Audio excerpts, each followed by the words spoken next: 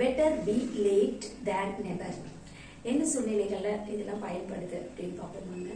பள்ளிக்கு இப்போ கிளம்புறாங்கன்னு வச்சுக்கோங்க, குழந்தைங்க ஸ்கூல் பஸ்ஸை விட்டுறாங்க அப்படின்னா நம்ம தான் வண்டியிலையோ இல்லை கார்லையோ கொண்டு போய் அவங்கள ட்ராப் பண்ணணும். அப்படி விடும்போது நம்ம இப்போ 9 மணி ஸ்கூல்னா 9:15 நம்ம போகிற மாதிரி இருக்கும். ஆனால் பரவாயில்லைங்க, லீவ் போடாமல் கொஞ்சம் நேரம் ஆனாலும் அவங்கள பள்ளிக்கு அனுப்பிச்சிடுறது நல்லதுங்க.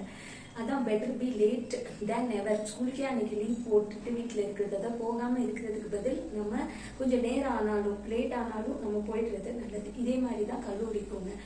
வேலைக்கு நம்ம போகிறதா இருந்தால் கூட நம்ம சரியான நேரத்துக்குள்ள போக முயற்சி பண்ணணுங்க. அப்படி இல்லை அப்படின்னா நம்ம லீவ் போட்டு வீட்டில் இருந்துடலாம் அப்படின்னு நினைக்கக்கூடாதுங்க. கொஞ்சம் நேரம் ஆனாலும் ஆஃபீஸில் பர்மிஷன் சொல்லிக்கலாங்க, கண்டிப்பாக வேலைக்கு போடுங்க. இதான் better be late than never. இது வேற எந்த சூழ்நிலைகள்ல பயன்படுதுன்னு பார்த்தீங்கன்னா, இப்போ ஒருத்தவங்க கஷ்டத்தில் இருக்கேன்னு சொல்லி உங்ககிட்ட பணம் கேட்குறாங்கன்னு வச்சுக்கோங்க.